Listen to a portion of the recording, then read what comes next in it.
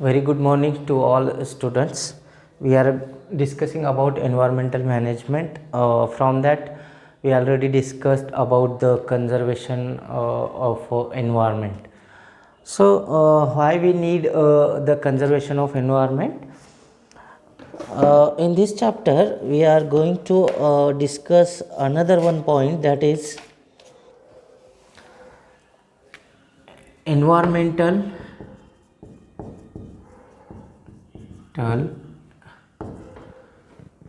conservation and biodiversity. Okay, biodiversity. तर मी जसं की तुम्हाला माहिती आहे, आपण सांगितलेलं आहे की बायोडायव्हर्सिटी एक्झॅक्टली असते काय. Biodiversity means living, diversity means variations विविधता. ओके, लिव्हिंग ऑर्गॅनिझम्समध्ये व्हॅरिएशन्स असणं. आता बायोडायव्हर्सिटी कशाला म्हणू आपण एक्झॅक्टली, जर आपण एक ग्रुप ऑफ ऑर्गॅनिझम जर कन्सिडर केला. सपोज करा आपल्याकडे एक फॉरेस्ट आहे. ओके, फॉरेस्ट इकोसिस्टीम म्हणू आपण त्याला. एक इकोसिस्टीम आहे. इकोसिस्टीम आपण कुठला फॉरेस्ट घेऊया आपण, एक आता आसाममध्ये एक फॉरेस्ट आहे. आता त्याला या नावानं ओळखते, मोलाई जंगल. ओके, मोलाई फॉरेस्ट म्हणून ओळखलं जातं. त्याचं ओळख मी करून देईन तुम्हाला. आसाममध्ये आहे. तर इथं जर गेलोत आपण, ओके, या फॉरेस्टचं उदाहरण घेऊया. काय होतं की या फॉरेस्टमध्ये जर बघितलं, फॉरेस्ट इकोसिस्टीम आहे, तिथल्या लाईव्हस्टॉक कोणते असू शकतात. आता फॉरेस्ट आहे म्हणजे तिथं भरपूर व्हरायटी ऑफ प्लांट्स असतील. प्लांट्समध्ये खूप साऱ्या व्हरायटीज, आता ट्रीज आहेत, काही श्रब्स पण असतील. ओके, काही क्लाइंबर्स असतील, वेली वगैरे. ओके, काही ग्रासेस पण असतील, राईट. ही व्हरायटीज असतात प्लांट्सच्या. अजून काय असू शकतो या ठिकाणी, ॲनिमल्सच्या व्हरायटीज काय असू शकतात. याच्यामध्ये तुम्हाला स्नेक्स दिसतील, जास्त तर स्नेक्स सापडतील आपल्याला तिथं. ओके, या फॉरेस्टमध्ये. त्याच्यानंतर आपल्याला काही डिअर्स दिसतील, असू शकतात. ओके, फॉक्स पण असू शकतात. ओके, याच्यानंतर आपण सपोज करू तिथं एखादं टायगर पण असेल नॅचरल हॅबिटॅटमध्ये. तर अशा प्रकारचे काही स्पेसीज, पंडा वगैरे आपल्याला या स्पेसीज ज्या आहेत त्या दिसू शकतात तिथं. बर्ड्सच्या स्पेसीज आहेत, काऊज, पॅरोट्स आहेत, पिकॉक्स पण दिसू शकतात. व्हरायटी ऑफ ऑर्गॅनिझम्स आपल्याला या फॉरेस्टमध्ये पाहायला भेटतात. जर समजा एखादी रिव्हर पण जात आहे. आता इथं कोणती रिव्हर आहे यांच्याजवळ, ब्रह्मपुत्रा. ओके, ब्रह्मपुत्रा नदी जी आहे ती आसाममधून वाहत असते. आणि हा फॉरेस्ट कन्स्ट्रक्ट केलेलाच आहे तिथंच, त्या ब्रह्मपुत्राच्या बाजूला. ओके, असं म्हणू आपण, ब्रह्मपुत्रा इथूनच वाहते या फॉरेस्टमधून. ओके, तर आता हा जो कंप्लीट फॉरेस्ट आहे ज्याच्यामध्ये एवढ्या साऱ्या व्हरायटीज आहेत, तर या सगळ्यांना कोणाला, trees, shrubs, climbers, grasses, snakes, deers, fox, tigers and so many variety of organisms तिथं जेवढ्या आहेत तेवढ्या, यांना कलेक्टिवली आपण म्हणतो बायोडायव्हर्सिटी, जैवविविधता. ओके, तर ही तर होती बायोडायव्हर्सिटी. आता कन्झर्वेशन करायचं आहे या डायव्हर्सिटीचं कन्झर्वेशन करण्यासाठी, म्हणजेच एन्व्हायरमेंटल कन्झर्वेशन. एन्व्हायरमेंट कन्झर्व करणं म्हणजे काय, लिव्हिंग ऑर्गॅनिझमचं कन्झर्वेशन.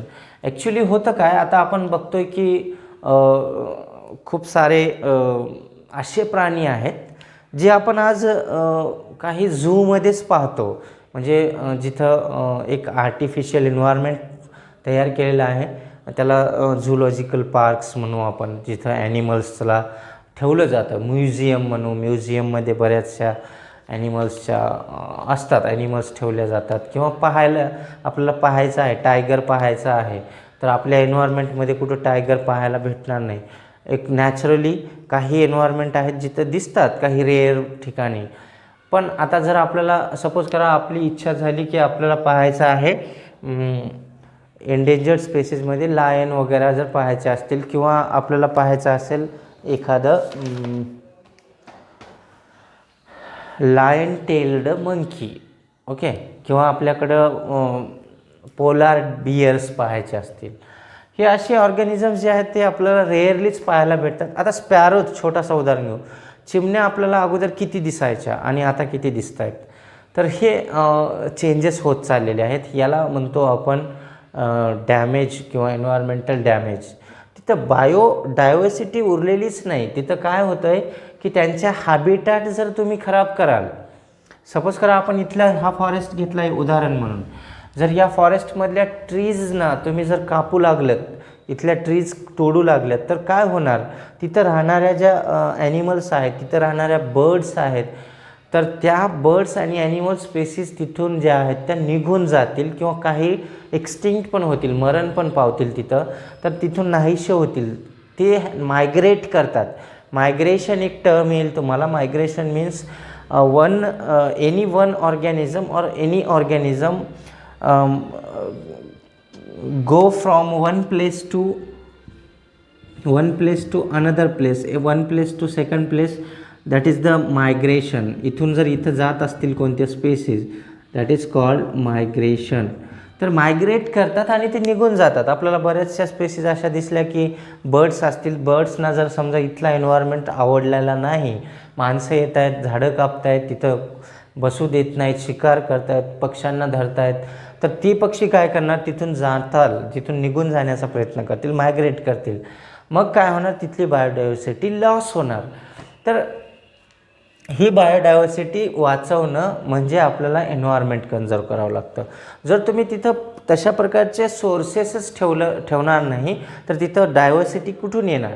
जर तुम्ही पाणीच ठेवलं नाही तर पाण्यामध्ये माशा, क्रॅब्स, टॉर्टॉइस, स्नेक्स, फ्रॉग्स हे सगळे कसे काय राहतील तिथं. पाणीच तुम्ही काढून घेताय किंवा पाणीच पोल्युटेड करताय, हे प्राणी तिथं राहणारच नाहीत. एकतर ते मरून जातील, नाही तर आजूबाजूला दुसरं कुठं चॅनल दिसलं पाण्याचं, तिथून ते निघून जातील दुसरीकडं. असा प्रकार होतो. याला म्हणतात loss of biodiversity due to the no conservation of environment. तर आपल्याला कन्झर्वेशन करायचं आहे या बायोडायव्हर्सिटीचं. बिफोर दॅट एक उदाहरण देतो. त्यामध्ये एक व्यक्ती होऊन गेले आपल्याकडं, आपल्या भारतामध्ये 1963 काय की त्यांचं डेट ऑफ बर्थ आहे. हां, यस, 1963. त्यांचं नाव आहे जाधव मोलाई. ओके,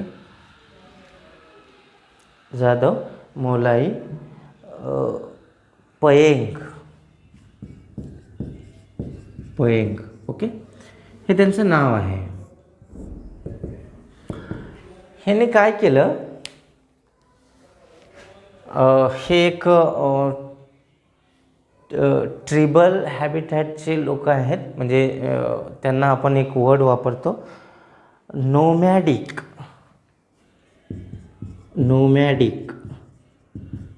नोमॅडिकचा अर्थ काय, नो फिक्स्ड हॅबिटॅट.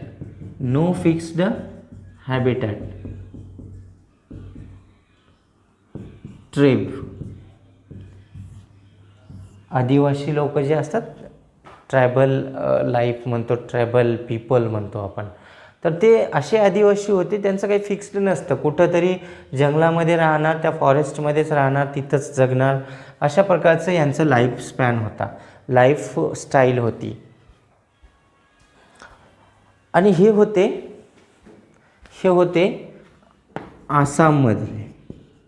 आसाममधल्या एका फॉरेस्टमध्ये असायचे, हे राहत होते. काय झालं, ब्रह्मपुत्रा नदी आहे, रिव्हर आहे तिथं.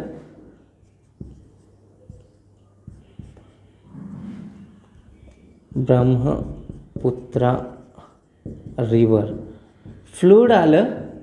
ओके, फ्लड आलं आणि काय झालं की तिथल्या त्या फॉरेस्टमधल्या thousands of species of snakes, म्हणजे या स्नेक्सच्या स्पेसीज ज्या आहेत त्या डाय झाल्या, मरून पडल्या आणि फ्लो होऊ लागलं. प्लांट्स डिस्ट्रॉय झाल्या त्या फॉरेस्टमधल्या. खूप काही नुकसान झालं due to the flood in Brahmaputra river. हे त्यांनी पाहिलं. यांना वाटलं जर हे फॉरेस्ट आता बॅरेन एरिया झाला, तो एरिया कसा झाला, बॅरेन एरिया, ॲप्रॉक्सिमेटली बॅरेन म्हणजे जो ओसाड जमीन म्हणतो आपण, ओसाड झाली आता ती जमीन. त्या ठिकाणी काय आहे की पाणी पूर आलं, सगळं वाहून नेलं, प्लांट्स होते तेवढे नष्ट झाले, ऑर्गॅनिझम्स लाईक स्पेसीज होत्या स्नेकच्या, काही ॲनिमल्सच्या, फिशेसच्या, त्या सगळ्या नष्ट झाल्या, मरून पडल्या. तर यावरून त्यांनी काय केलं की त्यांनी ठरवलं की आपण काही बांबूच्या स्पेसीज कल्टिवेट करूया इथं. तर त्यांनी बांबू प्लांट, आपल्याला माहिती आहे बांबू प्लांटच्या 20 बांबू प्लांट्स म्हणू आपण, दे कल्टिवेटेड. त्यांनी काय केलं, त्या बॅरेन एरियामध्ये त्यांनी सुरुवात केली. त्यांना वाटलं की त्यांनी असं, त्यांचा दृष्टिकोन काय होता की हे सगळे मरू लागले, हे सगळं एन्व्हायरमेंट खराब झाला, आता अशा एन्व्हायरमेंटमध्ये ते कसे राहणार, बायोडायव्हर्सिटी नाही तर त्यांना तिथं कसं राहता येईल. तर त्यांनी स्वतःच ते बॅरेन एरिया जो होता तिथं 20 बांबू प्लांट्स आणल्या, तिथं कल्टिवेट केल्या आणि त्याचं एक मोठं एक जंगलासारखं एक स्ट्रक्चरच तिथं बनून राहिलं. म्हणजे झाडं तयार झाली, ती मोठी झाली. त्याच्यानंतर मग असं हळूहळू ह्याचं एवढं कल्टिवेशन तिथं स्प्रेड झालं. त्यांनी स्वतः जी सुरुवात केली या बांबूची, त्यांनी जे सुरुवात केली, तर आता तो एरिया आज जो आहे ॲप्रॉक्सिमेटली 1360 आय थिंक एकरमध्ये पसरलेला आहे हा बांबू फॉरेस्ट. म्हणजे तेवढा बॅरेन एरिया, आज एवढा एकर जो होता बॅरेन एरिया, तेवढा त्यांनी फॉरेस्टमध्ये कन्वर्ट केलं. That process is called as afforestation. म्हणजे नवीन प्लांट कल्टिवेट केले आणि त्या ठिकाणी खूप सारे असे बांबू प्लांट्स, म्हणजे एक नवीन जंगलच तयार केलं. आणि त्यांना या गोष्टीसाठी, आता तिथं कसं, हे या एका व्यक्तीनं सुरुवात केली होती. जर आपल्याला जर फॉरेस्ट डिस्ट्रॉय करायचं असेल, तोडायचं असेल, तर आपल्याला खूप सारं मॅनपॉवर लागतो, माणसं खूप सारी लागतात. पण विचार करा, एक जंगल बनवायला, एक फॉरेस्ट एरिया बनवायला एक व्यक्ती सफिशियंट आहे. त्यानं 20 प्लांट्स कल्टिवेट केल्या सुरुवातीला, म्हणून या प्लांटचा नंबर जो आहे तो एवढ्या एकरमध्ये पसरला. त्यांनी सुरुवात नाही केली असती, तो बॅरेन एरिया मे बी आज त्या ठिकाणी फक्त एक असं काहीतरी ओसाड जमीन, तिथून रिव्हर जाणार, आली कुठून पण वाहणार. ओके, तर त्या ब्रह्मपुत्राला काही डायरेक्शनच नसतं, तिथं ऑर्गॅनिझम कोणी आलेच नसते, असं झालं असतं. तर त्यांनी हे जे वर्क केलं, याला गव्हर्नमेंट ऑफ इंडियानं सपोर्ट केलं आणि ह्याला कंप्लीट एवढं एकरमध्ये प्लांटेशन केलं. म्हणजे त्यांना प्रोजेक्ट काढलं की त्या ठिकाणी अफॉरेस्टेशन प्रोजेक्ट काढलं आणि 200 हेक्टरमध्ये त्यांनी जवळपास जे आहे ते प्लांटेशन करण्यास, मग गव्हर्नमेंट पण सपोर्ट केलं त्यांना की हे प्लांटेशन करणं गरजेचं आहे, चांगली गोष्ट आहे. गव्हर्नमेंटला त्यांनी हे जाणीव करून दिली की हे बॅरेन एरिया, इथं या ठिकाणी प्लांट लावलं तर परत तिथं रिहॅबिटायलेशन होऊ शकतं. या गोष्टीसाठी त्यांना पद्मश्री पुरस्कार पण दिला गेलेला आहे.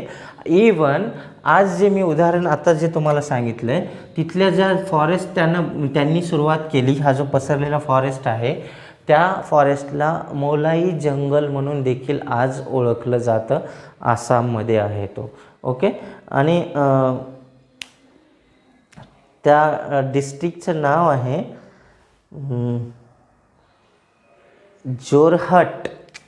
जोरहट डिस्ट्रिक्ट आहे. आता थोडीशी नावं वेगळी असतात. जोरहट डिस्ट्रिक्ट आहे आसाममध्ये. ओके, गावाचं पण नाव आहे ते बघून घ्या. तर या डिस्ट्रिक्टमध्ये हे फॉरेस्ट आहे आणि तिथं कन्स्ट्रक्ट केलं आहे मोलाई जंगल म्हणून ओळखलं जातं. तर हे एक उदाहरण आहे आपल्या सगळ्यांसाठी की कन्झर्वेशन कसं केलं जातं, की कन्झर्वेशन कसं केलं जातं. आपल्याला असं काही पर्टिक्युलरली काही नवीन काही प्रक्रिया करायची नाही. आपला एरिया जो कसाही असेल तिथं जर आपण प्लांटेशन केलं, ट्रीज कल्टिवेट केल्या, प्लांटलेट लावल्या, आता बांबूच्या प्लांटलेट लावल्या 20च लावल्या, परंतु आज तो कंप्लीट एवढा एरिया कवर्ड आहे बांबू फॉरेस्टने. तर मग काय आहे, तर त्यांनी काय केलं की एन्व्हायरमेंट कन्झर्व केला. आज तिथं बायोडायव्हर्सिटी पण अवेलेबल आहे. ओके, तर so this is the environmental conservation and biodiversity. आता बायोडायव्हर्सिटी म्हणजे काय, देर इज रिचनेस, आपण म्हणू रिचनेस ऑफ स्पेसीज स्पेसीज किंवा richness of organism in a particular area due to the variety of ecosystem, variety of habitats, variety of resources. तर ह्याला म्हणतो आपण biodiversity. Biodiversity is the diversity found in a particular area. आता ह्याला बायोडायव्हर्सिटीला आपण ह्या दोन म्हणजे वेगवेगळ्या प्रकारे डिफाईन करतो आहे. ह्याच्यामध्ये एक कॉमन गोष्ट काय आहे की बायोडायव्हर्सिटी काय आहे, स्पेसीज रिचनेस आहे. स्पेसीज वेगळ्या वेगळ्या आहेत, खूप साऱ्या आहेत. कशामुळं आहेत, एन्व्हायरमेंटल व्हॅरिएशन्समुळं. तिथं समजा पाणी आहे, फॉरेस्ट पण खूप आहे, थोडासा टेम्परेचर एरिया पण आहे, कोल्ड एरिया आहे, असे खूप सारे व्हरायटी ऑफ हॅबिटॅट राहू द्या, तिथं खूप सारे ऑर्गॅनिझम्स येतात आणि त्यालाच म्हणतो आपण बायोडायव्हर्सिटी. रिसोर्सेस पण पाहिजेत, तिथं वॉटर सोर्स पाहिजे, फूड सोर्स पाहिजे, अशा प्रकारचे भरपूर साऱ्या गोष्टी फॅक्टर्स अफेक्ट करतात बायोडायव्हर्सिटीवरती. फॅक्टर्स अफेक्टिंग ऑन बायोडायव्हर्सिटी जर तुम्हाला आला तर फॅक्टर कुठले कुठले अफेक्टेड असतात बायोडायव्हर्सिटीवर, तिथला environmental temperature, climate factor, rainfall, तिथल्या ह्युमिडिटी कंडिशन्स, ओके, तिथल्या नॅचरल रिसोर्सेस, या सगळ्या गोष्टी ज्या आहेत त्या बायोडायव्हर्सिटीला रिस्पॉन्सिबल असतात. सो आता आपण काय करूया की या बायोडायव्हर्सिटीच्या टाईप्स ज्या आहेत त्या आपण नेक्स्ट क्लासमध्ये डिस्कस करूया. ओके, आज फक्त डेफिनेशन तेवढी नोट करून ठेवा. Biodiversity is the richness of species due to the variety of ecosystem and resources. It is called biodiversity. किंवा सिम्पली अजून एक definition, biodiversity is the diversity among the species in a particular area. It is called as biodiversity. Okay.